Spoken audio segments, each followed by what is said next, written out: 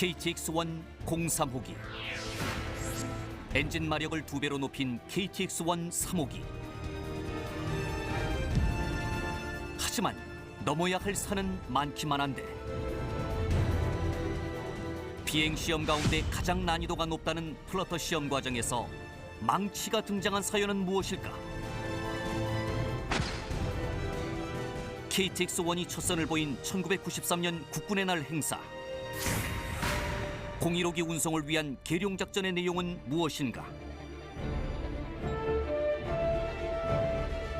폭풍 우에 부서지고 화재까지 발생하는 등 연일 사건 사고가 끊이지 않았던 KTX-1 선행 개발. 그 파란만장한 역경을 뚫고 최초의 국산 항공기를 개발해낸 역전의 주역들을 만나보자.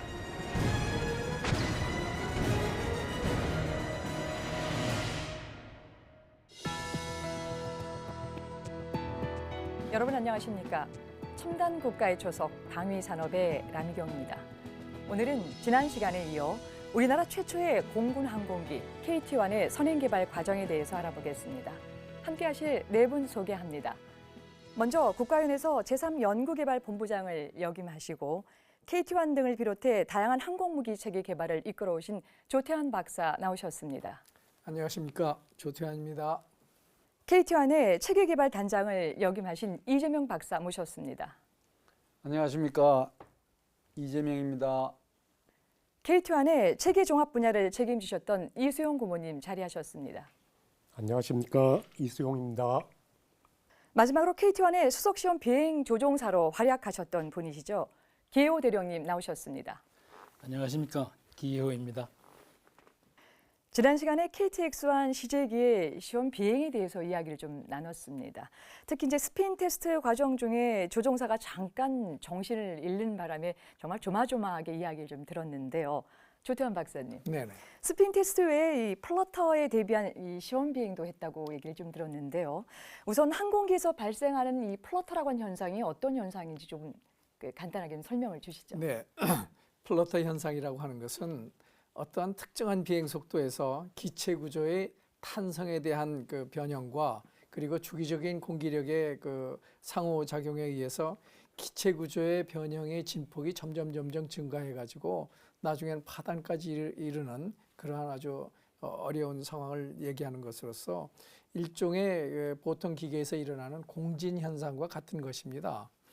이러한 공진 현상 계통은 비행기가 비행하는 비행 속도에서는 절대 일어나서는 안 되기 때문에 플러터 시험이라고 하는 것을 특히 통해 가지고 비행 시험의 속도를 비행기의 비행하는 속도를 제한하도록 그렇게 되어 있습니다. 예. 그러니까 쉽게 말하자면 이제 항공기가 비행하는 중에 진동에 얼만큼 견딜 수 있느냐라고 하는 것을 사전제 시험을 하는 걸로 지금 요약을 좀 할 텐데요. 이제 그렇다면 인공적으로 이 진동을 발생시키는 것 같은데 이 플러터 시험 어떻게 진행됩니까? 어떤 진동을 비행을 하면서 진동을 일으켜야 그 특성을 파악을 할 수가 있기 때문에 이제 진동을 일으키는 방법이 또 몇 가지가 쭉 그동안 쭉 하면서 방법이 몇 가지였는데 가장 쉬운 게 이제 저희 같은 항공기인 경우에는 이 수동식 조종 장치이다가 보니까 이 조종간 여기에 팻말을 세게 때려가지고 전체적으로 이제 항공기를 임팩트를 주모로 해가지고 여러 가지 고유 진동수를 한꺼번에 이야기를 시키는데 이제 그게 이 기체 구조에 어떻게 흐름하고 어떤 간섭이 없겠는지 탐색 개발 때는 이제 그 방법을 주로 썼습니다. 그러고 난 다음에 이제 선행 개발 때는 좀 제대로 된 방법을 쓰기 시작했는데 저희들 쓴 방법 말고도 또 한 가지 더 이야기할 수 있는 게 날개 끝에다가 어떤 조그마한 화약을 장착을 해가지고 팍 터뜨리게 되면은 결국은 뭐 어떤 임팩트를 주는 이런 효과를 나타낼 수가 있거든요. 그래서 화약을 이용한 이런 방법도 있는데 그건 이제 상당히 또 화약 취급하는 데도 문제도 있고 시험 횟수도 탑재 개수가 제한이 되다가 보니까 그런 어려움이 있고 요즘은 거의 대부분 저희들 썼던 이런 방법 무슨 이야기인가 하게 되면은 이 베인을 회전을 시켜가지고 그 회전 베인에 슬로트 구멍이 있습니다. 그럼 앞에서 바람이 쭉 불어오게 되면은 그 구멍이 열렸을 때는 흐름이 그 구멍 속으로 들어가고, 그 다음에 또 돌아가게 되면은 바람이 막혀가지고 흐름이 못 들어가게 되는 이러한 가진 시스템을 저희들은 이제 선행 개발 때는 윙 팁에다가 윙 끝 부분에 장착을 해가지고 조종사분들이 원하는 어떤 회전수를 조종실에서 이제 세팅을 딱 하게 되면은 거기에 따라 가지고 이 회전수가 거기에 맞춰 가지고 삥 돌게 되면은 그 회전수에 해당하는 만큼 윙에 진동을 일으키거든요. 그렇게 해가지고 이제 쭉 시험을 하는, 좀 더 구체적인 거는 우리 조종사분께서 또 이야기를 해주실 거로. 이제 결국은 이제 이 탐색 개발과 선행 개발에 있어서의 어떤 시험하는 과정에 좀 다른 걸 이제 쓰기는 하지만 이제 지금 말씀 들어보다 보니까 해머가 등장을 하고 또 화약을 등장하게 되니까 굉장히 좀 위험하다는 생각을 좀 갖고 있는데요. 결국 이제 KTX-1 플로터 시험 비행을 우리 바로 이제 오늘 나와주신 그 개호 대령님께서 이제 그 시범 운행을 좀 하셨는데요. 우선 조종사 입장에서 이 플로터 이 시험 비행이라고 하는 게 굉장히 조금 부담이 되기도 하고 어떤 위험을 좀 감수해야 될 것 같은데 어떤 것입니까? 맞습니다. 비행 시험 중에 가장 위험도가 높다, 치명도가 높다라고 생각되는 시험이 바로 이 플러터 시험입니다. 우리 이제 KT-1 개발하면서 탐색 개발 시제기 때도 이 015기 이제 구조 시범기고 02호기는 이제 에어로다이내믹 시범기인데 015기에 구조 시험 중에 그 플러터 시험을 했습니다. 아까 이수영 고문님께서 말씀하신 방법 중에 이제 한 해머링 방법으로 이제 했는데 그 소위 이제 컨트롤, 저희 시험 비행 조종사 세계에서는 이게 컨트롤 저크라고 합니다. 예, 저크 방법을 통해서 했는데 이 시험을 하다가 보면 나오는 아웃풋, 이 속도를 얼마까지 증가시켰을 그 나오는 그 진동, 이 진동 영향, 이것이 어떻게 감쇄되느냐가 이게 중점입니다. 결국은 최대 속도를 측정하기 위한 시험입니다. 최대 속도에서 이 비행기가 기동했을 때 그런 플러터 현상, 공명 속에 들어가서 위험 상태로 빠지지 않고 안전하게 비행을 계속할 수 있는지를 확인하는 시험이기 때문에 속도 저속에서 한번 틀어보고 또 다른 패턴을 틀어보고 점점 이 속도 증가시켜가면서 그런 그 가진 장치를 작동시키고 그 반응이 감쇄되면 괜찮고 감쇄되지 않고 이게 증폭돼 가려고 그러면 잡아야 됩니다. 우리 시험 비행소기에서는 그렇게 얘기합니다. 플러터에 발생했다. 그러면 조종사 살았냐?를 묻습니다. 왜? 플러터가 발생했다는 건 기체의 일부가 파단이 일어났다는 얘기고요. 되게 쉽게 파단되는 것이 이제 플라이 컨트롤 이런 쪽이 좀 약해서 그쪽에서 떨어져 나가고 엘리베이터라든지 에일러런 이런 것이 떨어져 나가고 심하면 날개, 두이 그냥 부러져 나가거나 후미동체가 부러지는 이런 일까지도 과거에 왕왕 이런 일이 있었습니다.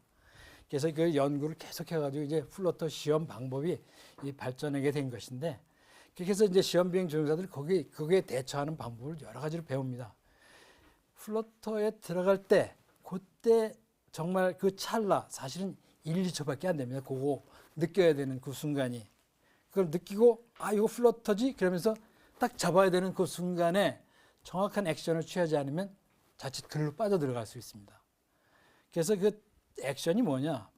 비행기 속도를 줄여야 됩니다. 첫 번째. 속도를 줄이려니까 보통 속도를 최고 속도를 내다 보면 공중에서 최대 속도를 내고 그것도 부족해서 강화를 합니다. 급다이브 하면서 최대 속도를 계속 유지하고 있는 상태에서 가진 장치를 틀다가 트는 도중에 막 플러터 현상이 막 생기려고 그러면 잡아야 되는데 그때 어떻게 하냐?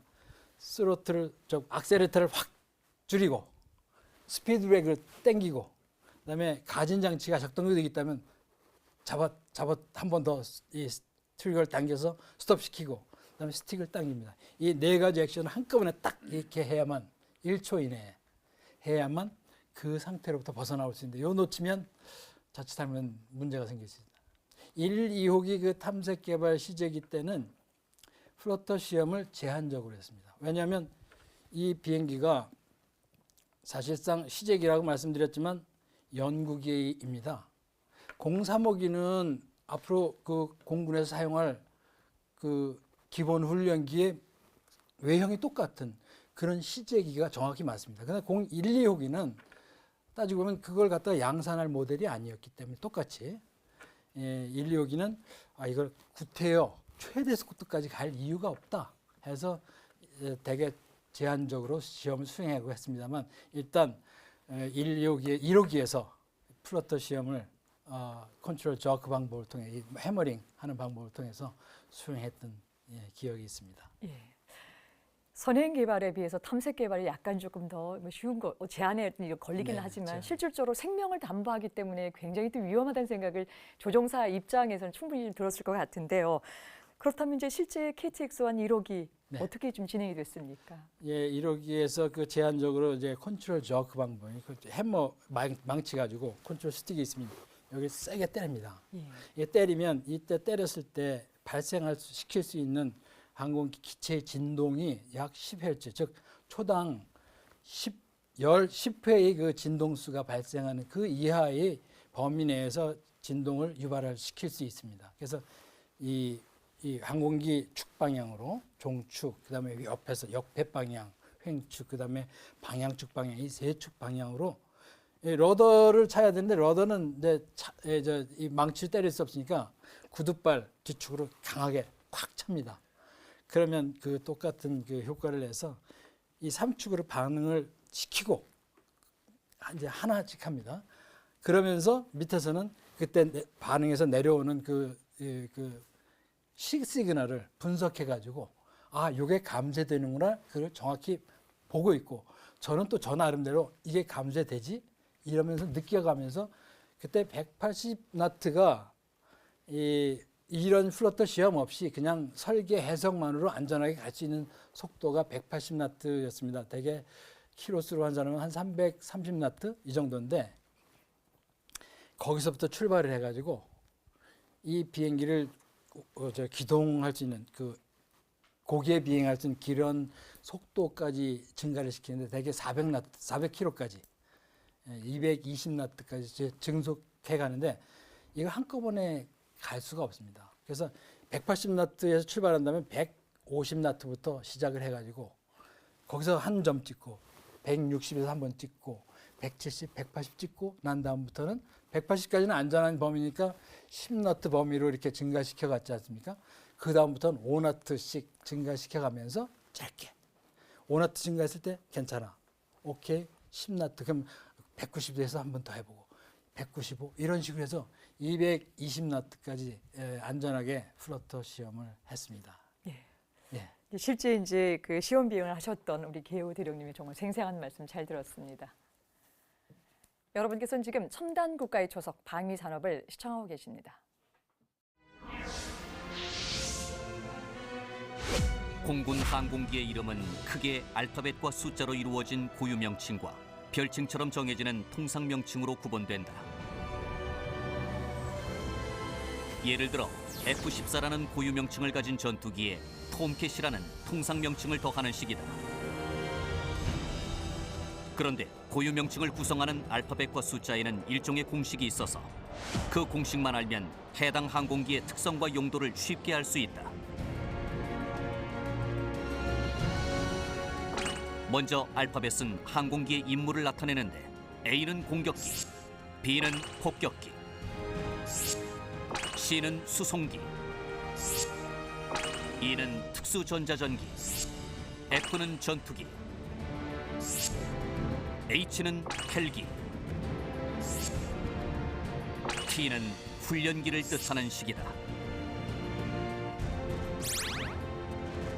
알파벳 뒤에 붙는 숫자는 기본 임무별 채택 순서를 표시한다.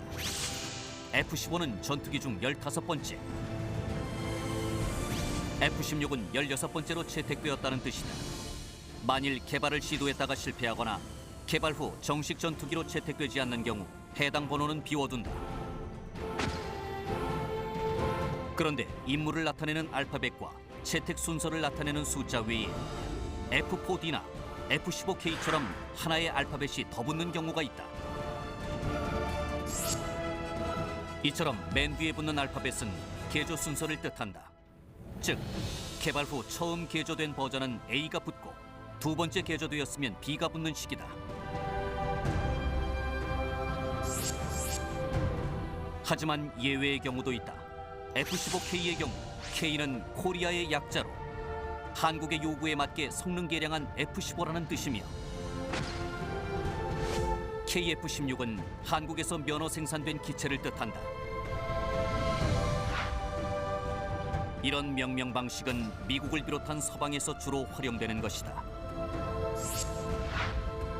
이에 비해 구소련의 항공기는 전혀 다른 방식으로 이름을 정하는데 바로 설계자의 이름을 기념하는 것이다.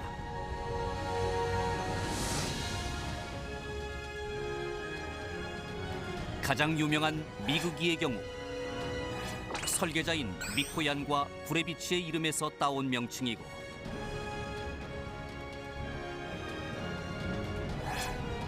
수호이나 일류신도 설계자의 이름을 명칭으로 쓰고 있다.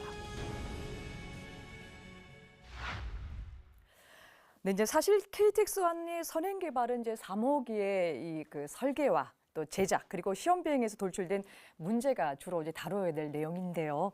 오늘은 이제 그 이야기를 나누기 전에 좀 빠뜨리고 가기는 조금 서운한 에피소드를 먼저 좀 정리를 하고 갈까 합니다. 물론 이제 에피소드라고 해서 뭐 내용이 조금 뭐 이렇게 좀 적다 아니면 뭐 가볍다라고 하는 건 절대 아니고요. 그동안 KT-1을 개발하기까지 얼마나 많은 사람들이 뒤에서 고생을 하셨는지라고 하는 부분들을 오늘 네 분 모셨기 때문에 좀 생생한 또 증언을 듣는 또 귀한 시간을 또 마련했습니다. 우선 1993년 국군의 날 얘기부터 좀 시작을 해볼까 하는데요. 이재명 박사님, 이제 이날 KTX-1이 처음으로 이제 이 대외적으로 공개하는 날 아니겠습니까? 예. 이제 결론부터 말하자면 행사는 아주 멋지게 잘 이제 마무리가 이제 되었는데요. 그런데 이제 멋진 행사를 준비하는 과정에서 이 KTX-1을 그 주도했던 개발팀들이 천국과 지옥을 몇 번씩 오갔다는 얘기를 좀 들었습니다. 당시 개발팀이 이제 국군의 날에 이 KTX-1을 대외적으로 공개한다라고 하는 것이 어떤 의미가 있고 어떤 또 기대 효과를 또 기대하셨는지 궁금합니다. 예. 당시에 이제 국방과학연구소에서는 주로 이제 지상 무기 체계, 소총이라든가 전차, 미사일 이런 거를 개발했고, 그다음에 이제 해군 무기 체계, 해군 무기 체계를 개발했는데 항공기 공군에서 사용할 항공기를 개발하는 것은 처음이었습니다. 그래서 그 항공기를 그 지상 장비 하고 같이 옆에 전차도 있고 이런 그 지상 무기 체계랑 옆에 우리 KT-1을 그 전시를 했습니다. 전시 장소가 지금 계룡대 그 안에서 국군의 날 행사를 하고 국민들 앞에 그날 공식적으로 최초로 이 항공기를 보여주는 그런 행사였습니다. 그래서 우리는 많은 기대를 가지고 있었고, 또 대통령께서 직접 앞으로 지나가시며 설명도 들으시고 또 항공기를 그 조종석에 탑승해 보시는 걸로 그렇게 계획이 돼 있었습니다. 그래서 저희들은 뭐 아주 그냥 이 설레는 마음으로 그 행사를 갖다가 준비하고 맞이를 하였습니다. 많은 분들이 뭐 제작이나 혹은 설계에 계셨던 분들도 굉장히 큰 기대를 좀 갖고 있었을 텐데요. 근데 이제 그날 이제 그 국군의 날 행사가 이제 계룡대에서 이제 지금 진행이 됐다고 이제 말씀하셨는데요. 사천에서 계룡대까지 KTX-1을 또 이동하는 일이 또 만만치 않은 또 대공사였을 것 같은 생각이 드는데요. 이제 자료에 보니까 계룡 작전이라는 작전명까지 붙었던데 어떻게 운반하셨습니까? 예. 그래서 이제 시험 비행을 경남 사천에서 하고 있었는데 계룡대를 전시를 하니까 계룡대가 대전 가까이 있으니까 길이 상당히 멉니다. 네. 그리고 이제 항공기 그 엔진을 기체 장착한 상태로 이 운반할 때는 50km/h 시간당 50km 이하로 운행하도록 되어 있습니다. 왜냐하면은 이 도로라든가 이렇게 진동이 오게 되면은 그 엔진 안에 압축기하고 터빈 이런데 그 베어링이 아주 민감하고 굉장히 그 고속에서 돌도록 되어 있습니다. 근데 프로펠러에도 또 베어링이 있고, 그래서 베어링이 50km 시간당 50km 이상이 되면은 손상이 된다. 그런 규정이 있습니다. 그래서 저희들은 이제 고속도로로 사천에서 계룡대까지 오는데 평소 같으면 한 4시간 내지 5시간 정도 걸리는데 50km 이하로 운행을 하려니까 우선 경찰서에 신고를 해야 됩니다. 50km, 원래 50km 속도가 이상이거든요. 그 다음에 또 고속도로 도로공사에다가 또 이런 장비가 가니까 그것도 양해를 승인을 받아야 되고요. 그 다음에 이제 또 국방부로부터는 이게 방산물자 이동이 되기 때문에 거기에 대한 승인도 받아야 됩니다. 그래서 여러 가지 행정 절차를 거쳐서 트레일러 2대랑 그 다음에 이제 트럭 1대, 이렇게 트럭 1대는 늦게 가니까 앞에서 고속도로에서 막 빨리 접근하는 그런 차량들을 통제를 해야 됩니다. 그러니까 너무 늦게 가니까 고속도로가 그냥 꽉 차는 거죠. 그러니까 1차선, 2차선인데 한 차선 정도만 남겨놓으니까 이게 병목 현상이 일어나고, 너무 뒤에서 막 불평하고 빵빵거리고 막 이러니까 뒤에서 저희들은 막 어떤 휴게소나 이런 게 있으면 들어가서 또 그거 하고 이러다 보니까 한 10시간 이상 아주 늦게 그 계룡대에 도착했습니다. 근데 계룡대에 그래 늦게 도착하니까 그 때문에 해도 그 10월 1일 국군의 날 행사를 한 2, 3일 전에 저희 도착했는데, 깜깜하고 하니까 항공기를 거기서 조립을 막바로 해야 되는데 트레일러 2대에서 저희들이 분해해가지고 왔으니까요. 그래 했었는데 그것이 좀 날씨는 깜깜하고 또 군기지 내니까 그 장비를 저희들이 함부로 가지고 들어갈 수도 없고 이런 여건이었습니다. 그래서 조금 그날 저녁에 그냥 그 다음 날 날씨가 밝으면은 이제 동체하고 날개를 조립하기 위해서 그 이제 분해해놓고 사람들도 너무나 지쳤죠. 한 4시간 내지 5시간에 올 수 있는 거라 10시간 이상 왔으니까 모든 사람이 지쳐 있었습니다. 예.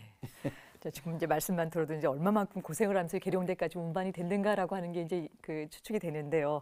근데 또 행사 직전에 KTX 안에 기체가 또 손상이 있는 사건이 발생을 했다고 하는데 도대체 어떤 일이 일어난 겁니까? 그날 저녁에 폭풍우가 왔습니다. 그날 아마 그 당시에 역대 최대 폭풍우가 왔고, 그런데 그게 계룡대가 거기 계룡산 바로 밑에 있어가지고요. 그래 옛날부터 보면은 좀 이렇게 기가 세다는 그런 얘기가 있지 않습니까? 저도 그날 아침에 가봤는데요, 제 몸이 날아갈 것 같았습니다. 그래 좌우지간 아주 이 처리를 잘했는데도 불구하고 동체가 앞으로 약간 떨어졌습니다. 그래가지고 이 콧방아를 찧었어요. 그러다 보니까 앞에 인테이크 있는 부분에 약간 손상을 입었습니다. 그래서 막 보니까 우리 전진각 씨하고 서학용 씨가 막 연락이 왔더라고요. 아침에 이거 항공기가 떨어졌다. 그래서 쫓아가 보니까 정말 그날은 제 몸도 몸을 못 가누겠더라고요. 그거 새벽인데. 밤엔 더 했고. 그래서 막 그 당시에 이제 비상을 걸어가지고 이제 이걸 갖다가 빨리 우선 페인트 칠을 해야 되고, 페인트 칠을 하려면 그 손상된 부분을 구조 부분을 갖다 이렇게 리페어를 해야 되는데 그걸 하려니까 페인트도 없고, 그러니까 창원으로 막 사람을 보내서 페인트를 가져오고, 그 다음에 기체 손상된 부위에 대해서는 자재가 없어가지고 자동차 그 정비 공장에 가서 그 자재를 확보해가지고 좌우지간 일단은 비행은 안 하고 지상 전시기 때문에 일단 그러한 위기를 넘겼습니다. 예. 그러니까 재계 개발 단장으로서 어떤 책임감도 있었었고, 또 이제 바로 대통령이 이제 참석해서 바로 직접 이제 시승을 한다라고 하는 그런 이제 행사를 이제 앞두고 있었기 때문에 정말 눈앞이 캄캄해지는 이런 상황이었을 것 같은데요. 어떻게 잘 대처하고 마무리 잘 된 거죠? 어떻게 됐습니까? 눈앞이 캄캄했습니다. 이거 대통령 각하를 모시는 그런 자리인데 저희들이 이제 이거 큰 기대를 걸고 했었는데. 그래서 좌우지간 우리 그 당시에 대우중공업에 계시던 그 항공기 정비하고 개조하시던 분들, 그분들의 정말 피눈물 나는 노력하고, 또 여기 계신 우리 본부장님 또 이수영 고문님 전부 합심해 가지고 고쳤습니다. 고치고 그날 이제 대통령 각하께서 이렇게 앞에 오셨습니다. 그래 항공기 재원에 대해서 설명을 하고 이래 하니까 이 비행기 누가 타느냐고 물으시더라고요. 그래서 우리 한국에서 외국에 해외에 가서 시험비행 교육받은 조종사들이 탑니다. 그러니까 이제 이 날개 위로 올라가시고 조종석에 앉으셨습니다. 앉으셔가지고 이렇게 보시고, 그래서 제가 그때 좀 말씀을 드렸습니다. 우리 이게 처음 국내 개발하는 기본 훈련기이기 때문에 우리 개발자들도 어려움이 많고 그다음에 국방과학연구소도 굉장히 어려움이 많습니다. 그러니까 대통령께서 오늘 이런 인연을 통해서 앞으로 좀 많이 지원해 주십시오. 이러니까 고생들 많구만. 앞으로 내가 항공산업이 앞으로 이제 우리 자동차 성공했고 조선산업도 성공했고 그럼 자동차를 이제 항공기를 내가 밀어야지 하고 그렇게 말씀을 아주 흔쾌하게 해주셨습니다. 그래서 저희들은 대통령이 격려 말씀하고 이런 앞으로 후속 지원해 준다는 그런 말씀을 듣고 매우 기뻐했고 그 당시에 연구소장님도 아주 좋아하셨습니다. 그리고 저희는 이제 그 당시에 해도 이게 이 탐색 개발이 끝나고 이제 선행 개발되는 그런 상황이기 때문에 예산 승인이라든가 이런 게 국방부에서 아주 깐깐하게 예산을 엄청나게 많이 삭감시키거든요. 그래서 대통령께서 이 항공기를 타보셨기 때문에 우리가 국방부로부터 사업 승인 받는데 상당히 이제 좀 노력이 이제 성공할 가능성이 높다 해서 연구원들이 매우 좋아했었습니다. 예. 그런 이제 이 제3연구개발 본부장을 역임하셨던 우리 그 조 박사님 같은 경우는 전체 이제 마무리가 잘 됐으니까 참 좋았지만 정말 이 간담이 정말 오르락내리락했을 것 같은데 맞습니다. 어떠셨습니까? 아니 그 비행기가 넘어지고 수리하고 하는 그런 과정을 옆에서 바라보는 사람들 마음은 정말 당혹스럽고 참담하고 어려웠지만 그래도 우리 이재명 박사님을 비롯한 우리 연구원들이 정말 일치단결해서 짧은 시간 내에 모든 것을 잘 극복해 주어서 제가 얼마나 감사한지 모르겠습니다. 정말 우리 팀 대단한 팀이었었습니다. 예. 여러분께서는 지금 첨단 국가의 초석 방위 산업을 시청하고 계십니다. 항공기에는 고유 명칭 외에 기억하기 쉬운 별칭, 즉 통상 명칭도 부여된다. 전투기의 경우 주로 용맹하고 사나운 맹금류나 맹수의 이름이 많이 활용된다. 예를 들어 F-15K의 별칭은 전승을 달성하는 하늘의 절대 강자라는 의미로 슬램 이글로 불리며 F-16의 경우 독수리보다는 작지만 빠른 속도로 먹이를 사냥하는 매를 뜻하는 파이팅 펠콘으로 불린다. 또한 하늘을 나는 새뿐 아니라 호랑이나 상어 등 지상과 바다의 맹수 이미지를 쓰기도 한다. F4 팬텀은 엔진에서 나오는 소리가 날카로워 도깨비나 유령이 내는 소리와 같다고 해서 붙여진 이름이다. 이처럼 속도나 정확성, 파괴력 등을 강조하기 위해 벌이나 천둥, 번개, 장검이나 유성 등 다양한 동물과 사물의 이름을 사용하며 귀신이나 도깨비 같은 상상 속의 존재를 등장시켜 전투기의 위력을 강조하기도 한다. 한편 미 해군의 경우 항공기 별칭으로 F-14 톰캣과 F-4E 헬캣 등 고양이의 이름을 선호하는데 그 이유는 항공모함 갑판에서 항공기가 착함하는 모습이 높은 곳에서 뛰어내리는 고양이를 닮아서라고 한다. 그렇다면 KT-1의 이름은 어떻게 지어졌을까? 우선 고유 명칭인 코리안 트레이너, 즉 한국형 훈련기라는 뜻을 담고 있다.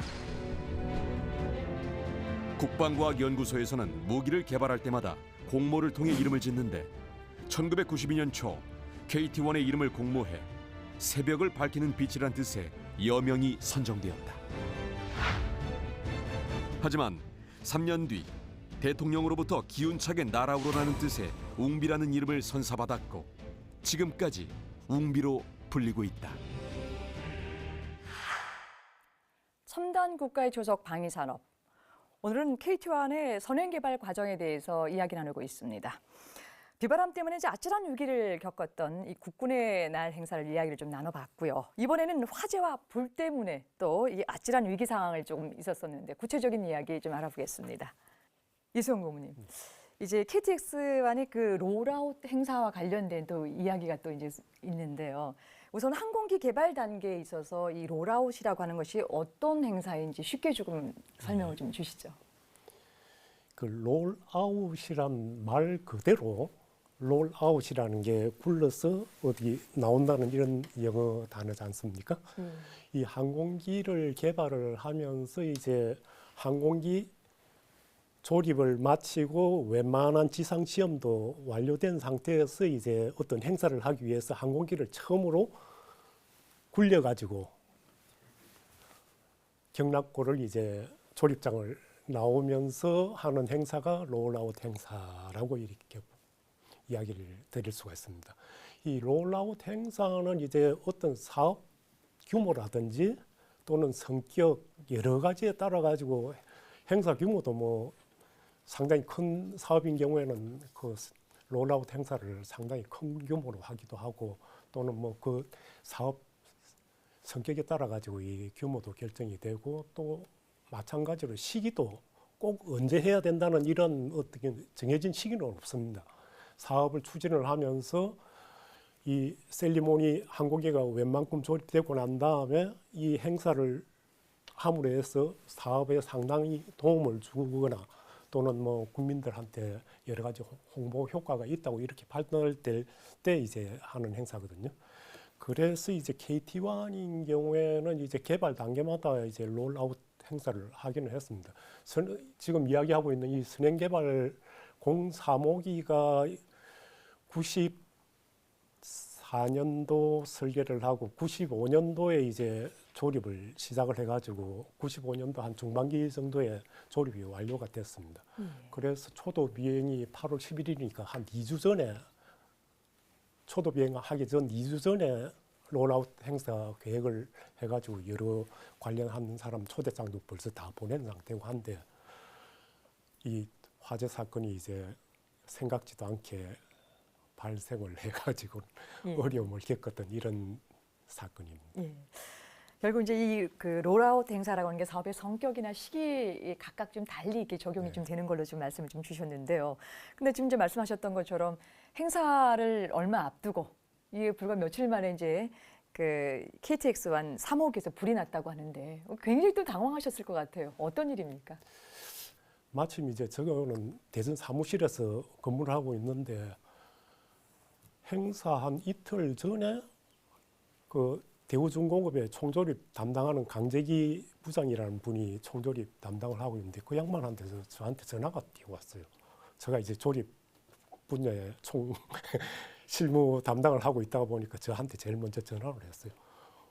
실장님 항공기에 불이 나가지고 지금 큰일 났어요. 이렇게 그 하는 순간에 항공기 다 태워먹은 줄 알았죠. 일단은 그 조금 더 이야기 들어보니까 정말 다행스럽게 부분적으로 일단 화재가 나가지고는 항공기 나머지 부분은 괜찮다는 일단 그래서 야 불행 중은 정말 다행이구나 하고는 이제 상황을 쭉 보니까 항공기 조립 끝나고 난 다음에 지상 시험을 쭉 다 하고 난 다음에 제일 마지막에 하는 게 저번에도 말씀드렸다시피 이제 엔진을 실제적으로 돌려가지고 모든 시스템을 점검하는 게 엔진의 항공기 총조립 시험의 마지막 단계거든요. 그 엔진 시험을 하면서 한 계기가 이게 작동이 제대로 안 돼가지고는 계속 어려움을 주는 이런 사태가 발생을 했습니다. 그래서 그걸 이제 임시적으로 해결을 하기 위해서 상용 배터리, 네모난 이 상용 배터리를 6개를 구해가지고는 그걸 직렬로 연결해 놓으니까 이게 볼테지가 제법 뭐 100볼트는 아니지만은 한 10몇 볼트 정도까지는 이게 볼트 보통 항공기에서 쓰는 게 24볼트를 100볼트를 쓰질 않습니다. 항공기에서는 24볼트 전격 볼트를 쓰는데 거기까지는 아니었던 것 같고 좌우지간 뭐 한 10몇 볼트 직렬로 해놓으니까 이렇게 된 것 같은데 그걸 장착을 해가지고 쓰고 난 다음에 그걸 탈거를 안 했어요. 탈거를 안 한 상태에서 이제 시험이 끝나고 난 다음에 항공기도 이제 화장을 해야 되거든요. 그 도장 작업을 하는데 보통 한 일주일 정도 걸립니다. 패턴은 미리 다 준비를 하고 페인트도 다 준비를 해가지고 이제 외형 어떤 식으로 쭉 칠해가지고 쭉 칠하고 난 다음에 그 도장칠이 있는데 거기에서 한 2, 3일 정도 말려야 됩니다. 그런데 7월 달이고 그러니까 한여름 아닙니까? 한여름인데다가 페인트 가스가 마른다고 온데 휘발성 이 공기 자체가 상당히 휘발성이 있는 이런 상태에서 볼트도 제법 되는 이게 정확하게는 잘 모르겠어요. 어쨌든 그게 있는 부위에서 그렇게 화재가 났으니까 그 배터리에서 어떤 불꽃이 튀어가지고 마침 그 환경 자체도 고온에다가 가스가 그렇게 차 있는 상태에서 전선에 인화가 돼가지고는 그게 화재가 발생을 했는데 그 이야기를 듣고는 이제 일단은 저희 팀의 몇 명하고 그 다음에 이 배선을 담당하고 있는 항전 팀장하고 거기에 실무자들 몇 사람하고는 뭐 일단 뭐 본부장님하고 부장님한테 보고 드리자마자 바로 현장으로 내려가서 상황 봐서 어떻게 처리할 건지를 이제 현장에서 결정을 해야 되다 보니까 바로 내려가서 보니까 그 배터리 있는 그 부위에 번들이 완전히 타버리고 그 주위에 그 구조물도 일부 거슬려 있고 이런 상태가 아이디어가 돼가지고 그런 이제 대책회의를 이제 쭉 보니까 마침 그 자재도 있었고 그 다음에 항공기를 그러면 어떻게 복원을 할 건지 쭉 보니까 이제 공군에서도 그런 경우가 뭐 화재가 나서 그렇게 하는 건 아니지만 어떤 문제가 있었을 때는 전선 기존 있는 전선을 양쪽에 절단을 시키고 중간에 연결을 해가지고 스플라이싱이라고 이렇게 전문 용어로 쓰는데 그런 식으로 해서 항공기 실제 운용을 하면서도 그런 수리 방법을 쓴다고 그렇게 이야기를 합니다. 그래서 일단은 이제 거른 부위를 다 걷어내고 절단을 하고 새로 바깥에서는 동시에 와이어 잘라가지고 디자인을 쭉 길이 맞춰가지고 하고 그 작업하려고 하다가 보면 조종사 그 조종실에 한 명이 겨우 들어가거든요. 이 작업 환경도 정말 뭐 여러 명이 같이 모여가지고 우르르 해치울 이런 상황 작업 환경도 안 되고 한 명 들어가가지고 땀 뻘뻘 좀 흘리고 나면 이제 그다음 사람이 또 들어가가지고 교대교대를 하고 실제적으로 작업을 할 수 있는 시간적 이틀 전에 그게 셀리모니 하기 전에 이틀 전에 발생했는데 실제적으로 우리가 내려가고 회의하고 뭐 작업할 수 있는 시간은 하루밖에 주어지질 않았어요. 그러다가 보니까 이제 완전히 밤샘을 해가지고는 잘라가지고 연결을 하고 그것도 연결하고 난 다음에는 다시 또 제대로 됐는지 각 그 전기 배선 기능 체크도 다 완료를 해야 되거든요. 그래서 어쨌든 그것까지 완결시켜가지고 겨우겨우 행사를 하기는 했는데 사실 그게 조금 더 큰 화재로 이게 연결이 됐다고 가정을 해봤을 경우에는 이 사업은 제가 볼 때는 거기에 스탑이 됐을 것 같아요. 왜냐하게 되면 저희들 시제기가 3호기, 4호기 두 대를 만들고 있는데 3호기 첫 호기를 이제 선행 시제기로 물론 4호기도 있긴 있습니다. 그런데 비행 소티라든지 이런 거 볼 경우에는 한 대 가지고는 시제기 한 대 가지고는 도저히 그 개발 기간 내 모든 비행 시험을 끝낼 수도 없었고 그럼 한 대를 더 만들어야 될 형편인데 한 대를 만들려고 하다가 보게 되면 각종 거기에 항공기에 들어가는 장비들이 그냥 뭐 주문해가지고 들여올 수 있는 게 아니라 항공 장비인 경우는 거의 대부분이 오다를 하고 난 다음에 거기에서 만들어가지고 납품을 하는 거기 때문에 이게 거의 대부분이 좀 중요 장비인 경우는 롱리드 아이템 장기 인도품들입니다. 그게 보통 뭐 6개월 내지는 1년 걸릴 수도 있고 이렇기 때문에 그거 감안했을 경우에는 한 대 더 만드는다는 거는 기간 내에 거의 불가능한 게 아닌가 하는 이런 아찔한 생각이 듭니다. 굉장히 이제 애쓰셨을 것 같은데요. 이 박사님, 이제 어쨌든 간에 이게 수습을 하든지 이틀 내에 아니면은 좀 행사를 좀 뒤로 미루든가 좀 했어야 되는데 지금 이제 이 고모님 말씀 들었던 것처럼 굉장히 좀 다급하고 시간적으로 촉박했었던 그 시간인데요. 어떻게 좀 대처를 하셨습니까? 그래서 저희들도 이제 깜짝 놀래가지고 야 이거 큰일 났다 하고 이제 현장에 가봤습니다.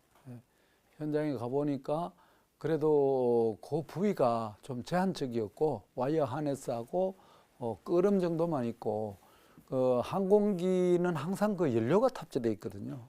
그래서 그 연료가 탑재된 거에 불이 붙었더라면 그 항공기의 불난과 동시에 그 경납고 전체 불나는 거죠. 큰 불로 그 될 수 있었습니다. 그렇지만 그 당시에 그 작업할 때는 연료가 안 들어가 있었어요. 그랬고 그 다음에 그 부위가 이 좌측 콘솔이라고 해서 조종실 사이에 있는데 거기에 와이어 하네스를 제외하고는 손상을 별로 안 입었더라고요. 그래서 상당히 그래서 상대적으로 생각보다는 피해가 별로 안 컸다. 그걸로 안심은 했지만은 그러나 이게 이제 결국은 우리 연구자들이 거기 실험하고 난 뒤에 그런 걸 갖다가 깨끗이 정리하고 그다음에 모든 스위치 같은 거는 오프하고 그다음에 전기 회로 같은 거는 다 떼놓고 이래야 되거든요. 근데 이제 약간의 부주의가 있어가지고 저희 그 당시에 이제 전부 개발단 전부 집합시켜가지고 안전 제일 우선주의로 가야 된다 하고 다시 재교육도 하고 이제 그렇게 한 것이 생각이 납니다. 네, 굉장히 이제 중요한 말씀을 좀 주셨어요. 이제 항공기 안전 문제. 그래서 이승훈 고문님께 질문을 좀 하나 지금 드리겠는데요. 항공기 화재 관련해서 이 방화 시스템이 설계 당시부터 조금 돼 있을 법한데 어떻게 그런 것들은 없는 건가요? 아닙니다. 그 규정이라는 게 상당히 화재인 경우에는 거의 치명적이기 때문에 뭐 불이 났다고 하게 되면 공중에서 또는 뭐 지상도 마찬가지입니다만 공중에서 화재라는 거는 뭐 그냥 생각만 해도 끔찍한 이런 상황이 야기가 될 거로 보이는데 그래서 그러한 걸 방지하기 위해서 설계 단계에서도 이제 그런 화재가 안 나도록 이렇게 설계를 몇 가지 예를 들게 되면은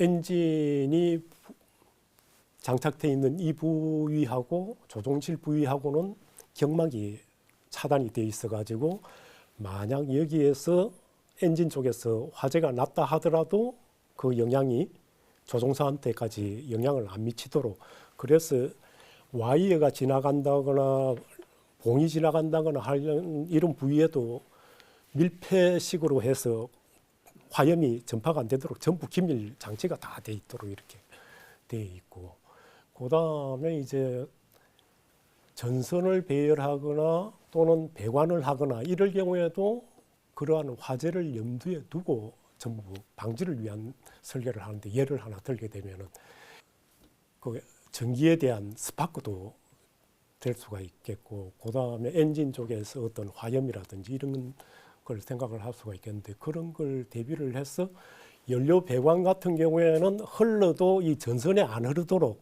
전선이 있으면 전선은 위쪽에 배치를 하고 그다음에 배관은 만약 배관이 터졌다 하더라도 아래쪽에서 흘러가지고 전선하고 어떤 뭐 그러한 화재 위험성을 최대한 낮춘다거나 그다음에 그 외에도 액티브한 방법으로서는 이제 연료 탱크 같은 데도 연료를 씀과 동시에 질소가스를 채워가지고는 화재가 안 나도록 돼 있고 그다음에 정전기 같은 경우는 정전기에서 화재가 또 우리가 일반적으로 보게 되면 주유소에서 간혹 폭발 사고가 일어나는 이런 경우도 있지 않습니까? 항공기에서도 마찬가지입니다. 그런 정전기 같은 걸 방지하기 위해서 이제 정전기가 발생을 안 하도록 하고 그다음 특히나 그 엔진 연료 탱크 부위에서 캡을 열고 닫고 할 때 이 정전기가 발생을 할 수가 있기 때문에 그거 방지하기 위한 어떤 시스템도 있고 그런 경우에는 이제 화재가 안 나도록 이렇게 하는 그러한 시스템이고 이제 화재가 났을 경우에는 그럼 어떻게 할 거냐 그것도 상당히 중요한 이야기거든요.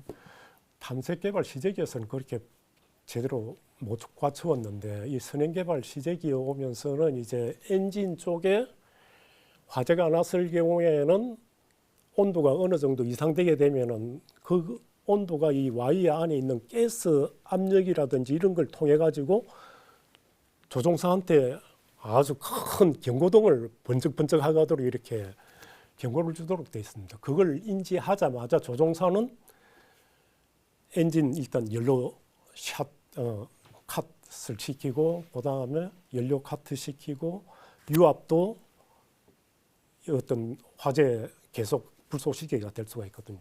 유압 카트 시키고 이렇게 해가지고 모든 액션을 화재를 일단 끊을 수 있도록 이렇게 하기도 하고, 그다음 이번 그 조종사 이 조종복 있지 않습니까? 조종복도 불이 붙었을 때도 이게 확 안 번지고 몇 초 후에는 저절로 스물스물 꺼지도록 이렇게 하는 재질로, 거의 항공기에 탑재되는 모든 재질은 불이 났을 때 불을 일단 안 타도록 해야 되고, 그게 안 됐을 불이 붙었다 하더라도 몇 초 후에 타다가 꺼져버리는 이러한 재질로 다 설계하도록 이렇게 되어 있습니다. 그래서 이제 그렇군요. 네.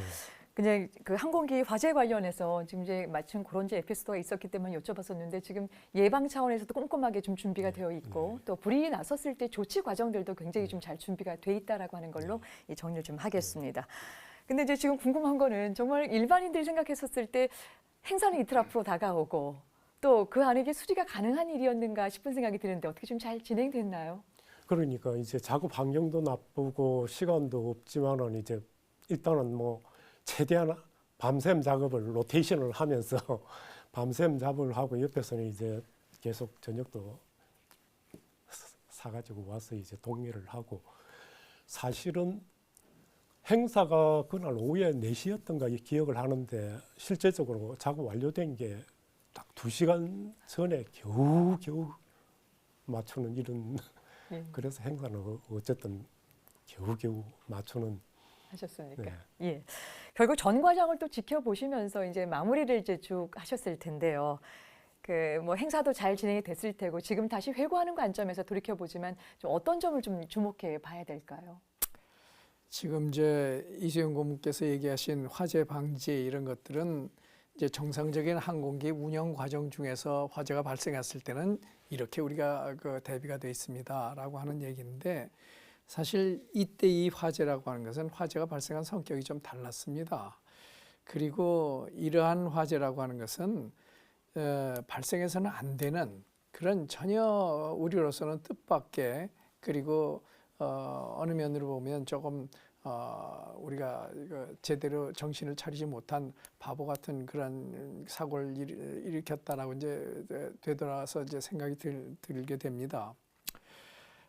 모든 사고의 원인을 다시 찾아보면 사실 굉장히 쉬운 데서 사고가 일어납니다. 그 결과는 굉장히 끔찍해지지만 이것도 마찬가지였어요. 사실은 그 원래 사고가 난 원인이 거기에 있는 그 전자장비들에 대한 점검을 하기 위해서 원래 인가되지 않은 배터리를 우리가 그 전격의 배터리가 아닌 다른 배터리를 만들어 가지고 거기다 집어넣고 전자장비들 테스트를 다 해보고, 아 이게 정상적으로 작동하네, 이젠 됐습니다. 그리고 원칙적으로는 그것을 다시 그대로 다 제거하고 회수를 했어야 됨에도 불구하고 항공기에 원래 들어가 있던 원래 장비가 아니니까 프로시저에서 뭐 실험하고 뭔 제거하고 하는 그런 프로시저가 전혀 만들어지지 않은 상태에서 임시 방편으로 집어넣은 것을 실험을 잘하고 잘 됐다는 것 때문에 모두들 기뻐서 잊어버리고 말았습니다.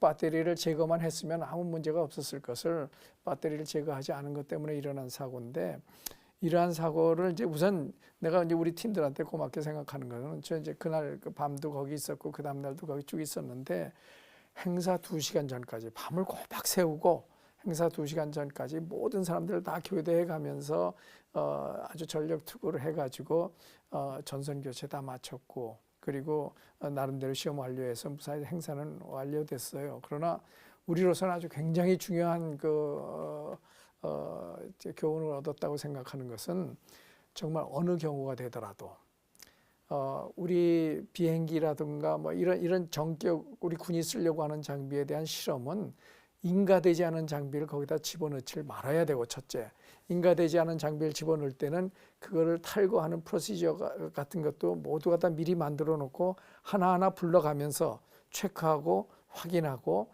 그리고 끝내야만 된다라고 하는 아주 중요한 교훈을 얻었습니다. 그날 행사는 잘 됐습니다. 그러나 그 행사를 그렇게 강행할 수밖에 없었던 것은, 사실 연기해도 되는데 강행할 수밖에 없었던 것은 국방부의 고위층들을 대거 불러가지고 대외 행사로서 크게 했기 때문에 거기서 좀 어려운 상황을 보이기는 굉장히 좀 좋지 않은 그런 상황이었었기 때문에 저희가 좀 무리해서 강행했다고 생각합니다. 여기 계신 분들 모두 다 그 당시에 아주 정말 수고 많았었습니다. 예. 화재를 진압하는 것도 굉장히 중요하겠지만 화재가 왜 일어나는지 원인적인 측면에 있어서의 전반적인 절차를 다시 한번 되돌아본 일들 굉장히 또 주목을 해봐야 될 지점이라고 생각합니다. 그렇습니다. 네. 예, 오늘 네 분 말씀 잘 들었습니다. 그야말로 다사다난했던 KT1의 개발 과정, 폭풍 후에 또 화재까지 극복했지만 아직도 넘어야 할 장애가 있습니다. 최초의 공군 항공기를 완성하기 위한 매서운 당금질 이야기, 다음 이 시간에 이어가겠습니다. 끝까지 함께해 주셔서 고맙습니다. 안녕히 계십시오.